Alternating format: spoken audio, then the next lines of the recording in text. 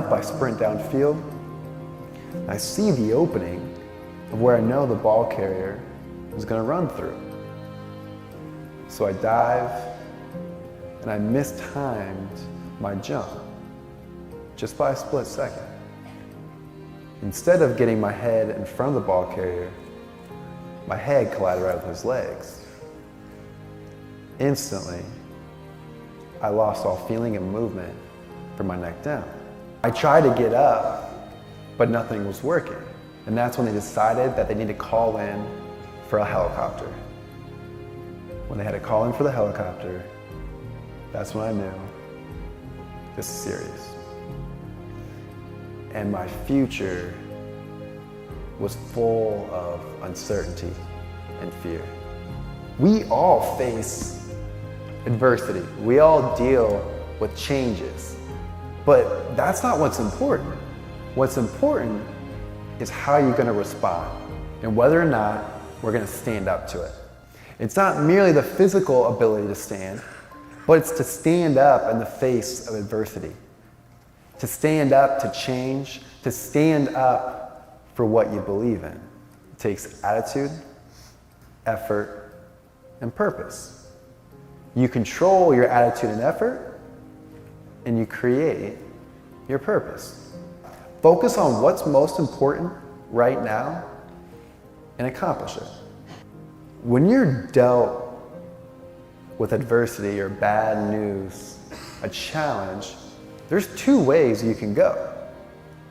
You can either lay down, accept it, give up, or you do whatever is possible to overcome it. You can take away my physical ability, but you cannot take away my attitude and my effort. I want to walk. Well, I woke up with a new sensation. I had this new sensation in my left big toe. So I told my doctor all about it. Expected him to be excited for me. And he could care less. And the last thing he tells me is, Chris, you'll never move anything in your legs ever again. And turns and walks out like it was no big deal. I was with my dad at the time, and he was crushed. And I've never seen him cry before until this moment. And with tears in his eyes, he turned to me and he said, Chris, do not let anyone tell you what you can or cannot do. I looked back at him with tears in my eyes and said I never will. Well, on Thanksgiving morning, of all mornings, I wiggled that exact left big toe. My doctor said I would never move again. And I was pumped. I was fired up. I told all my nurses that day, you go find that doctor, who I like to call Dr. Phantom. Bring Dr. Phantom in here and tell him to phantom this.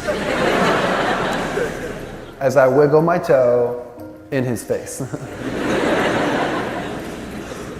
And the thing is, we all face our own Dr. Phantoms.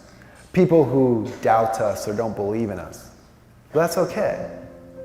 Focus on what you can control and prove them wrong.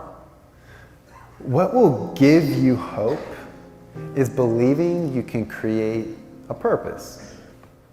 I often get asked, Chris, if you could go back to change the play, would you do it? And I can honestly tell you that I wouldn't change it. Because I have created a purpose that's worth living for. From this last part, I'd like Emily to join me.